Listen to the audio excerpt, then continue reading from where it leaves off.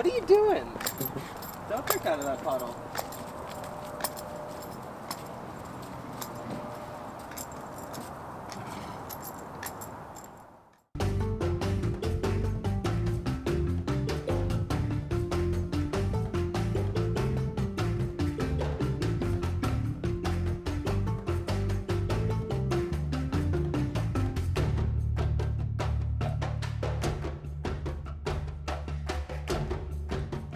I've been working in animal care for about 6 years, in specifically a zoo capacity for 5 out of those 6 years. I started my career very early. I knew what I wanted to do when I was very young, and I was really lucky to be able to do that.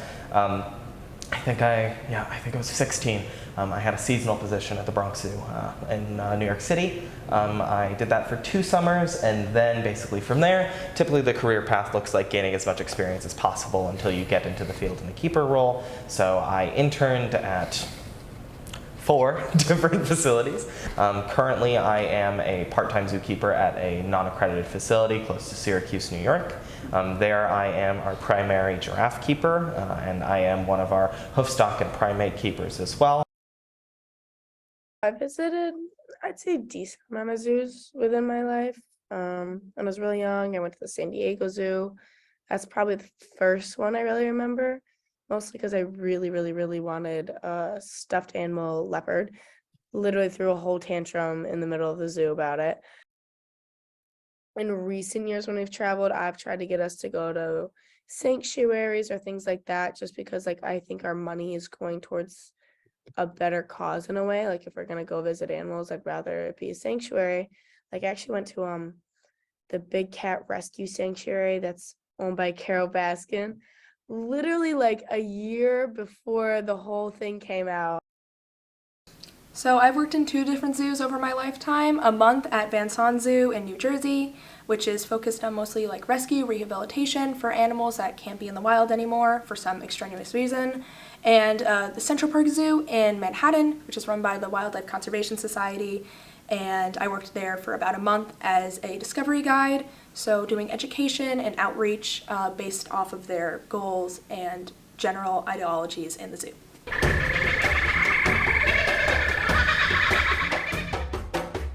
I think in a way, yes. And I know it's probably not the main reason that zoos are a thing. It's not like they're like, oh, I hate these animals, let's go put them in a little prison. But I think they end up becoming that. Like, really, these animals never get to follow any of their natural instincts. And I know the argument is there's no way to really tell if an animal's going insane in a zoo. But I mean, come on. Like, people go insane in a 4x4 prison cell. People go insane when we just had COVID and had to stay inside. These animals stay inside their whole life. It's just that tiny little cage. I hear you, and in some cases I sympathize with you, and I think that that's not a moot point, unfortunately. There's a great spectrum and range for the quality of zoos.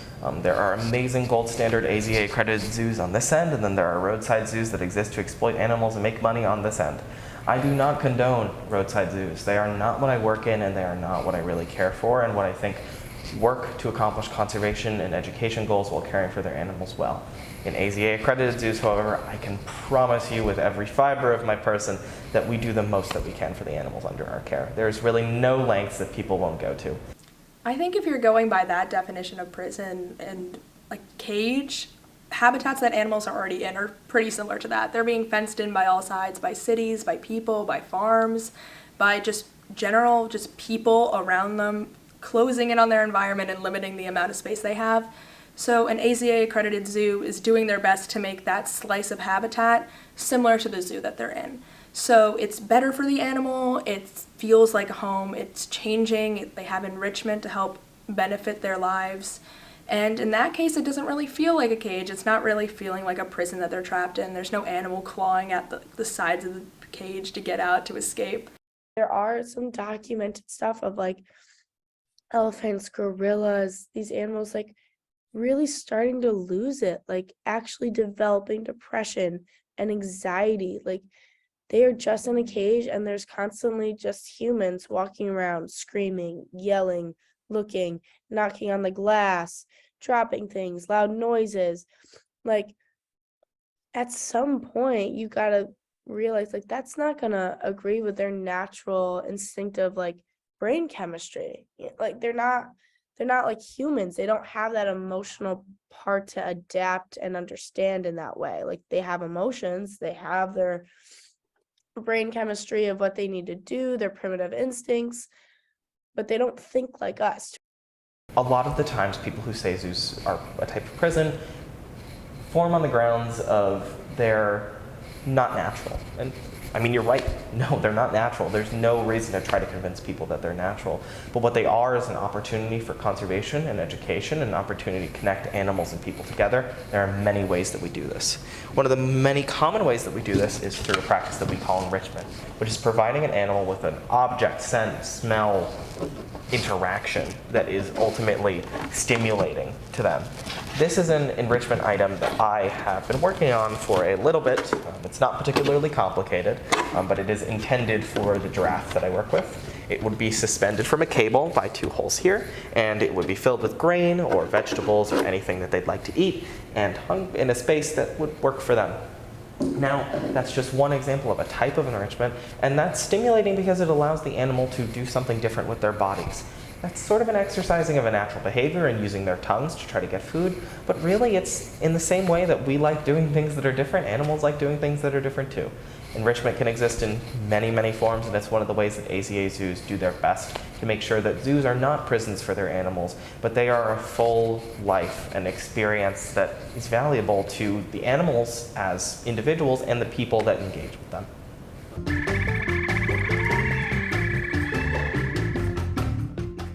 That's kind of like saying like a person belongs in a circus. Not really. Nothing should belong in a zoo. A zoo is kind of not the last resort, but definitely one of the things that I think should only happen if it's necessary. An animal belongs in the wild, and that's where animals are supposed to be. They're supposed to be in the habitat they were born in. They're supposed to fulfill a niche in their ecosystem. But to bring them into a zoo is something that is sometimes necessary, especially in today's day. Putting an animal in a zoo just because you think they belong there is something that is very rooted in the entertainment industry, and it's meant mostly for people, not for the animal themselves. To simply answer this question, no, they don't, but they are there. Within the past 100, 150 years, our planet has been experiencing a climate crisis, one might say, and we've been perpetuating as well. But zoos kind of in their modern context emerged during this time, with some of our really larger zoos being founded in the very early 1900s. At that time, those were primarily facilities of entertainment. You could go with your family for a day and spend the day there. But seeing how the planet has changed and seeing how the climate has changed, a lot of zoos have changed their focus from entertainment to conservation and education. Now, within this context, zoos can definitely succeed, but the animals in their care are obviously still there. There's a common argument that zoos should just release all their animals into the wild, but unfortunately, if only it were that easy. This is a far more nuanced question. Why would you release an animal into the wild where their habitat is burning? Elephants, that's a big one. Orcas, giraffes. I mean, a lot of the animals that naturally have really huge roaming areas. Dolphins, they have the entire ocean, and it really is so cool the way that they are able to navigate it and eat and have their herds and their cliques and all of that. And in a zoo, it will never, ever, ever, ever, ever compare to their natural habitat. Cetaceans, specifically our toothed whales, which are dolphins, orcas, belugas, all those animals. There have been many, many, many cases of care for these animals being lackluster on the staff side to no fault of their own, just to the complexity of the species, and also on the public side, where there are concerns raised about orca shows and those animals harming their trainers. And I think that that all is important to examine. Those are extremely powerful animals. They are the largest predators on Earth, and they are very intelligent. However, I definitely think that there are some avenues or some periods in time or techniques that are going to be developing that might make this easier on some of the species that we've tried to keep in the past and have failed to do so adequately. I think there's a lot of animals that definitely don't belong in zoos because they need a lot more space. Like animals like snow leopards that tend to roam long distances, or animals that are just generally exploring and migrating don't necessarily belong in a zoo because they're kept in that one place, and it really changes something integral in that animal's behavior. But I think there's also something to say about animals that are incredibly intelligent, that does that necessarily feel right to put an animal in a zoo if they feel like they're so smart and they have so much more possibilities and capabilities beyond what you're putting them in? Yes, but I think sometimes it's necessary to keep for that conservation and keep the animal alive in general.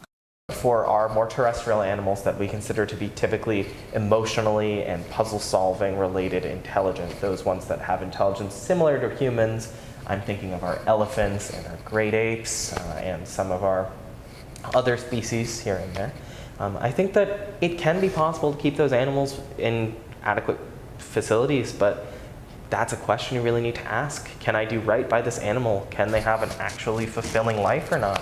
And if they can't, there's no reason to go through with housing that animal. Elephants are one of these cases we hear about all the time because they need so much space, and that is a completely adequate concern. So for cases like this, I really think if a zoo is going to house elephants of any species, that a huge division of their program needs to be for that. I know places with African and Asian elephants that have whole teams and departments dedicated to just their elephants. And that is appropriate for this species. They have very strict requirements for their care. And that's nothing to scoff at. Something similar with great apes. Especially our gorillas and orangutans. Those are species that have very specific requirements for their social needs and their needs of their environment. They need to have a lot of climbing spaces and structures, and that's something that a whole team needs to be addressing.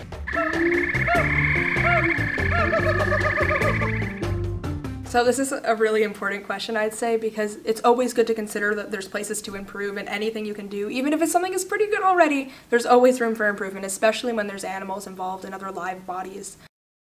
There's always something you could do to make things better. Some of our care methods are archaic, but they're changing a lot. We're constantly seeing reevaluations and updates to how certain animal species are cared for, but we need to be doing that constantly for everything. We need to be reevaluating and reassessing and continuing research and seeing how we can do better by these animals. I wish there was more space. I wish the animals could have the most space that they could possibly have to roam, but especially in my case, working in Central Park Zoo, I would constantly feel just upset by the amount of space they had, but it's nestled in the middle of Central Park, in the middle of a metropolis that is Manhattan. There's just not enough space to go around in a lot of these situations. A zoo can be a great space for an animal that can't live in its natural environment, because realistically it has no other environment then. So at least it has somewhere where it's taken care of, it's watched. But really, when it comes to these wildfires, if it's started by a human, like, that's on us. That shouldn't be on the animal to then go live in a cage for its life because we burned down its whole freaking home. It's like that's kind of us adapting to the issues instead of mitigating them at all. And I think it is the best option for animals that can't live naturally for whatever reason, from being injured to having grown up in captivity so they don't have any of their natural instinct, to their habitat being completely destroyed by us. I think it's a great option. I don't think it should be something, though, that is like your first option. We were the ones to literally destroy it and cause them to have to go into a cage for the rest of their life. But, that's fine. We'll deal with that later. Like, no, like, how would you feel if someone burned your house down and then put you in prison? I'd be pissed. But that's essentially what it is. Even if they meet the requirements, even if they're above the requirements, in your heart of hearts every time that the animal in their original habitat, before people came along and put civilizations near them and destroyed their forests and mowed down their lawns and everything like that, that it was better for them and they had more space and they were just able to roam over any distance that they would have want not withheld by human behavior and human interaction. That's something that is always going to irk me, no matter how much space they have in a zoo, because in the end, at the end of the day, there's always going to be a gate at the end. We are not their masters. No, we serve them. That's our role. That is what we should be doing. We should be giving them our all, the best that we can, and that requires sacrifice and hard work, and that's nothing to ignore. Something that's, I think, really important to remember in this conversation is that zoos as a concept are ultimately flawed. You're right, animals are in a limited space, that's true. They can have fulfilling lives, but they don't have their natural ranges. But unfortunately, our world isn't so perfect that that can be what they have. So in these scenarios, we have to do our best that we can by them. There's nothing else that we can do. We have to serve them in every way possible.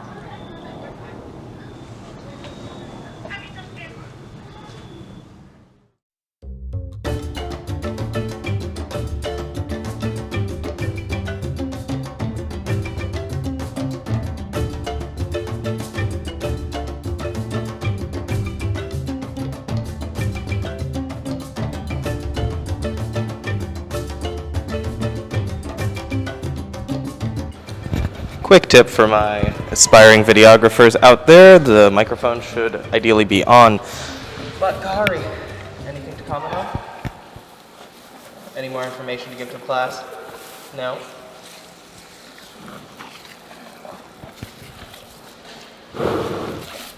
Thank you very much.